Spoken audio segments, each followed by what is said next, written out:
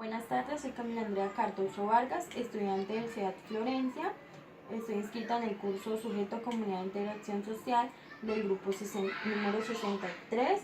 Me encuentro en la ciudad de Florencia, Caquetá, en el barrio Juan 23, realizando la entrevista a la socióloga Denis Dusan Márquez, quien se ha desempeñado en la docencia en la Universidad de la Amazonía de acá de Florencia, Caquetá, y además su conocimiento es fundamental para profundizar en la temática porque ella es una excombatiente de la insurgencia social y es una investigadora social para la construcción de una cultura de paz. Denis, ¿cómo estás? Muy agradable estar contigo hoy conversando. Bueno, vamos a hacer una serie de preguntas. Entonces, la primera pregunta es, ¿usted qué entiende por sujeto, subjetividad e identidad? Bueno, sujeto, subjetividad e identidad. Por sujeto y articulado a sujeto y su subjetividad es la posibilidad de que nosotros, personas, nos coloquemos frente al mundo y frente a la realidad como una persona que puede conocer, que tiene afectividades, que tiene maneras de acercarse a la realidad, que tiene una experiencia. Y ese sujeto puede construirse desde un pensamiento propio y desde un sentir propio, desde cómo ese sujeto se conecta y siente y la realidad palpita casi que en su piel, en su cuerpo, y puede relacionarse desde esa afectividad y desde sus maneras de ver la realidad más allá de posturas teóricas. Entonces yo entiendo a ese sujeto y su subjetividad como una manera de conocer el mundo. Una manera de conocer. ¿Cómo se construyen los procesos de subjetividad y cómo estos aportan en la consolidación de una comunidad? Bueno, es muy importante poder entender, y me gusta que me plantees esa pregunta de esa manera, porque es otra manera de acercamiento a los procesos sociales. Yo como socióloga tengo una formación y uno se acerca desde las teorías hacia los problemas sociales, pero acercarse desde la subjetividad es muy importante, sobre todo en estas épocas de tanto conflicto, sobre todo en esta época aquí en el Caquetá, en donde estamos saliendo de una guerra y estamos entrando y estamos en un momento de transición hacia un proceso de paz, hacia una convivencia en paz, porque definitivamente la guerra ha dejado dolores, ha dejado odios, ha dejado rencores, deseos de venganza, todos sentimientos humanos desde la subjetividad. Entonces, si nosotros logramos conectarnos, generar una conexión de sujeto y subjetividad, reconociendo al otro desde ese dolor que trae en la guerra y ahora como un reto a superar, digamos, y a reconciliarse, entonces es muy importante que uno pueda ver esos problemas sociales que a veces parecen tan generales y abstractos, a verlos desde una parte humana, o sea, desde la parte de una relación de una persona que sufre, que está inmiscuida en un problema, un investigador que no es ajeno al problema, y en esa medida establece una relación desde la subjetividad, reconociendo al otro como un legítimo otro, como un otro que se ha dolido, como un otro también que ha sufrido, y entonces ahí podemos nosotros descubrir problemáticas que no son comunes y que hemos sufrido en la mayoría de la población en este departamento. Okay. Para usted en su comunidad, ¿existen lugares que permitan construir y afianzar estos procesos de subjetividad y de consolidación de identidad? Bueno, sí, evidentemente, por mencionar el lugar, que es el lugar de la docencia que tú hablabas al principio de la presentación, el lugar de la docencia en la Universidad de la Amazonia, con estudiantes, en este caso de segundo semestre de Derecho, también había desarrollado experiencias con estudiantes aspirantes a maestría y estudiantes de agroecología, porque en esos lugares de la docencia y de ejercicio pedagógico es donde uno se pregunta si realmente más allá de una relación pedagógica, lo que hay que establecer es una relación humana que a la vez sea una relación pedagógica que permita indagar a ese sujeto y su subjetividad en una aula de clase, ¿sí?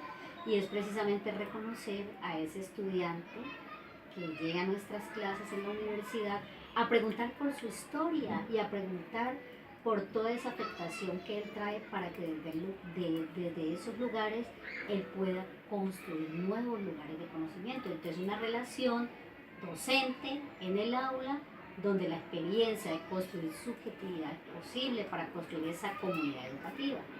Es decir, explorar la parte humana más que la parte productiva de la persona que llega. Sí, eso es fundamental y eso no tiene que ver con disciplinas, ni con programas, ni con carreras, sino es establecer una relación pedagógica entre docente y estudiante para saber qué historia tiene ese estudiante, en qué lugar del conflicto fue afectado, porque finalmente en una guerra, si una persona se afecta, es asesinada, o ahora con la violencia que se ejerce contra las mujeres, los niños y las niñas, uno no podría decir que no hace parte del problema. Todos somos parte de un problema, en este caso de la violencia, pero es importante reconocerle la subjetividad, porque a veces podríamos decir, no, yo no tengo nada que ver con el conflicto, no tengo nada que ver con la violencia, pero si exploramos un poco más en la subjetividad, es decir, en eso que a mí me ha afectado, que me duele, por todo lo que he pasado, que no he podido hablar, que no he podido relatar, en ese momento es donde la subjetividad me ayuda a abrirme un campo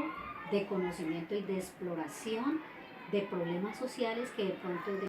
¿Para usted existe relación entre el territorio, subjetividad y procesos de generación de identidad?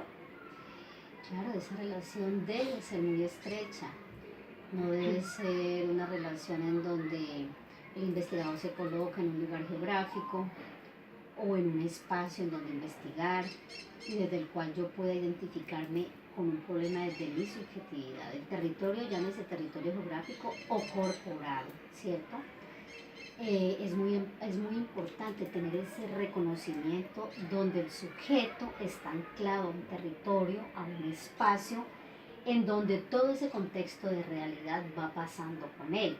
Él como eje de la problemática, como parte de ese problema que quiere investigar, pero definitivamente tiene que ser... Entonces es el territorio geográfico, físico y corporal, entendiendo también el cuerpo como territorio, es mi territorio, en donde el problema está, toda mi subjetividad está aquí, que son los sentires, que son todo lo que pasa por mi cuerpo cuando yo veo una situación social, que es mi realidad, mi contexto, mi vecindad, mis compañeros de colegio, de universidad, es decir, esa realidad con la que yo me estoy relacionando a diario, que realmente es una realidad en lo que estamos viendo en este momento, una realidad cruel, una realidad dolorosa, todo lo que pasa con los niños, las niñas, las mujeres, que fíjense que estamos en un momento en donde ya no hay confrontación guerrillera armada, pero ¿qué es el otro espacio? La violencia, como sociedad, tanta violencia contra las poblaciones más vulnerables. Entonces nos tiene que doler y por nuestro territorio corporal, cuerpo, espacio geográfico, municipio, departamento, barrio, casa, familia, nos tiene que interesar qué es lo que pasa en estas relaciones desde la subjetividad, desde los afectos y también desde afectividad entendiendo todo, ¿no? Los espacios del amor, pero también los espacios del odio, del rencor, de los deseos de venganza, de todo esto que estamos viendo ahorita que pasa en nuestra sociedad. Para usted, ¿cuáles son las prácticas que se realizaron en su comunidad y que permiten generar los procesos de identidad? Bueno, la primera práctica que yo realizo en mi ejercicio docente es una práctica de reconocimiento de la propia subjetividad. Y es a partir de las preguntas, o sea, son ejercicios didácticos, ¿no? Y pedagógicos. Y es preguntar, primera pregunta que realizo es si yo soy parte de ese problema que estoy viviendo. En este caso, en el Caquetá, salimos de una guerra, yo he sido parte de esa guerra o no he sido, me reconozco o no me reconozco en toda la problemática que estoy viviendo. Las respuestas normalmente que se dan es a un no reconocimiento. No somos víctimas. No somos víctimas, no somos parte del problema. Yo le he llamado a eso, es que construimos una historia ficticia en la realidad. Es decir, vivimos como en un mundo superficial. No queremos que nos duela la realidad. Y es una realidad terrible, ¿sí? Entonces, las prácticas van allá. Van allá a hacer ejercicios de escritura, ejercicios de pregunta, de interrogación, de ahondar en la historia de cada persona para que esta persona en algún momento pueda sentir que es parte de una problemática y no es sencillamente un investigador o un estudioso de problemas sociales, sino que en sí mismo hay una problemática en donde él está involucrado. Entonces son ejercicios de escritura, son ejercicios de lectura en voz alta, son ejercicios de escribir mi propia historia, son ejercicios de reflexión en donde a mí me preguntan, ¿sí? Desde la afirmación que yo hago para dudar de si realmente hago parte de la historia o no.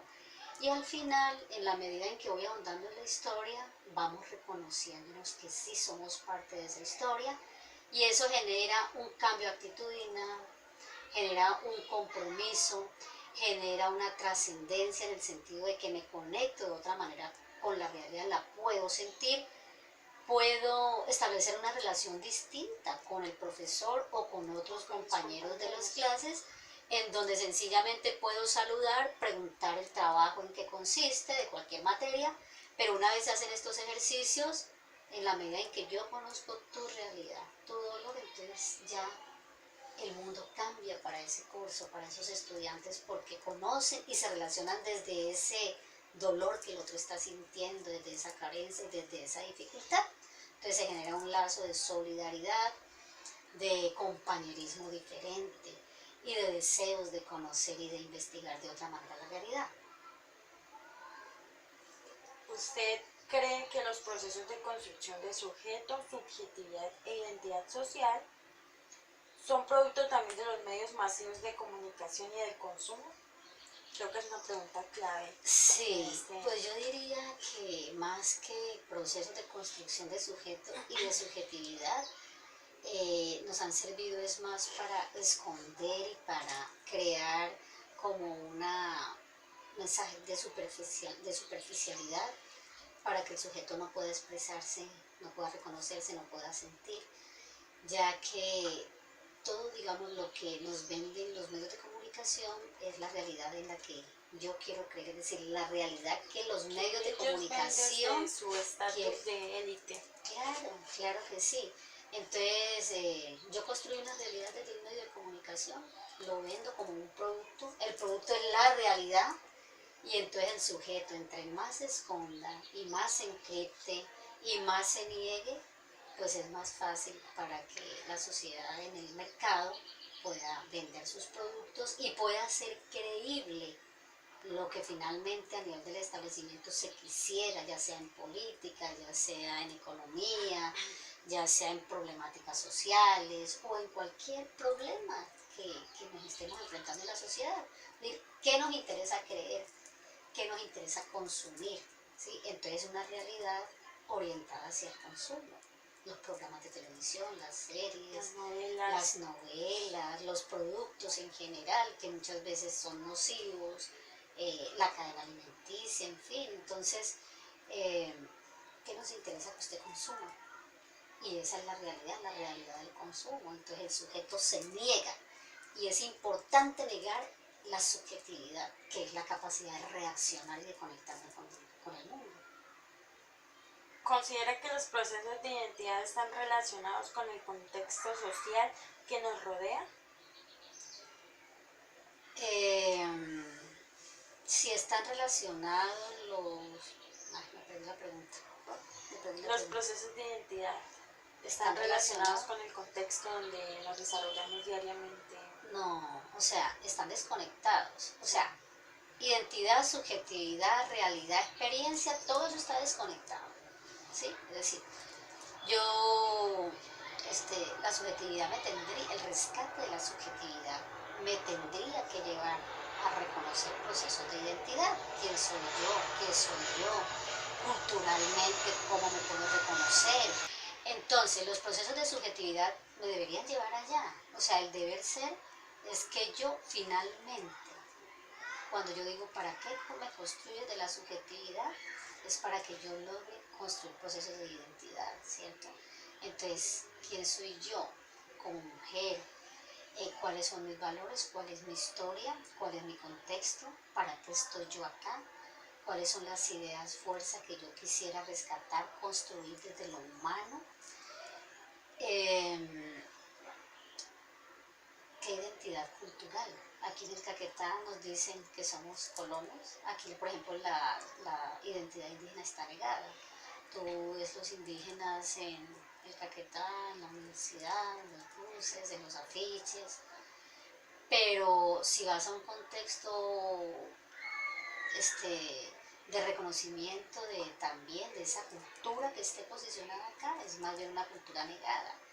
Y la cultura de los colonos también es una cultura negada, porque nos encontramos para eventos, ¿sí? Y somos importantes en tanto eventos del consumo como digamos ahorita, pero no desde el punto de vista de construirnos en una identidad. Entonces, eso debería, la subjetividad debería llevarnos allá, pero todo está ligado y todo es un producto consumible, ¿no? La identidad también, entonces, supuesta identidad.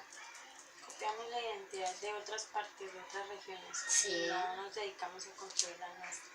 O incluso uno pensaría que aquí nosotros como colonos deberíamos hacer una interrelación de las regiones de donde venimos, ¿no? Pero sencillamente englobamos como si todos tuviéramos una sola identidad supuesta, pero no profundizamos en realmente cómo construir esa identidad. ¿Considera usted que el reconocimiento de la heterogeneidad de grupos minoritarios aporta a la comprensión del grupo social? Y de ser así, ¿cómo estos reconocimientos generan procesos de identidad? Bueno, por ejemplo, yo lo pondría en plural en lo que acabas de preguntar, ¿sí? Porque es heterogeneidad, ¿sí? Entonces, cuando hablamos de esto ya nos hacemos referencia a grupos en plural, ¿cierto? Entonces, un grupo social no, sino... Esto ha sido una lucha, ¿no? Este concepto de heterogeneidad y de grupos sociales ha sido una lucha de los propios grupos, donde antes no se reconocían afrodescendientes o afrocolombianos, o incluso he escuchado un concepto acá que me ha gustado mucho, los afrocaqueteños, ¿sí? Lo he escuchado de la misma población afro. Entonces, estos grupos han luchado muchísimo por ser reconocidos en esto de que, bueno, no hay diferencias, no hay particularidades, no hay identidades. Entonces, desde cada grupo de intereses luchan en la sociedad por esa identidad y por esa identidad. Como yo tengo una historia, no solo como sujeto, sino también como grupo, desde mi historia, desde mi lugar regional, desde mis relaciones, desde mis negaciones, porque normalmente son grupos que son excluidos, discriminados, poco valorados y en general invisibilizados. Entonces la sociedad no reconoce esa diversidad. Entonces esto es importante si ese concepto queda fuertemente ligado a políticas públicas, pero también a procesos pedagógicos y a procesos de construcción de subjetividades, ¿sí? Porque entonces es cómo desde su historia cada uno se va reconociendo y van aflorando identidades de acuerdo a estos grupos que ellos mismos se van reconociendo y se van, como llamamos en el lenguaje social, empoderando, ¿cierto? Entonces me empodero, construyo mi identidad y mi voz va saliendo y va saliendo mi exigencia y va saliendo por lo que yo quiero luchar y cómo es finalmente mi proyecto de vida individual y comunitario. Denis, muchísimas gracias por su tiempo. Ha sido un aporte muy valioso para nuestra formación. Bueno, muchas gracias a ustedes. Espero que haya servido este testimonio. Claro que sí, muchísimo.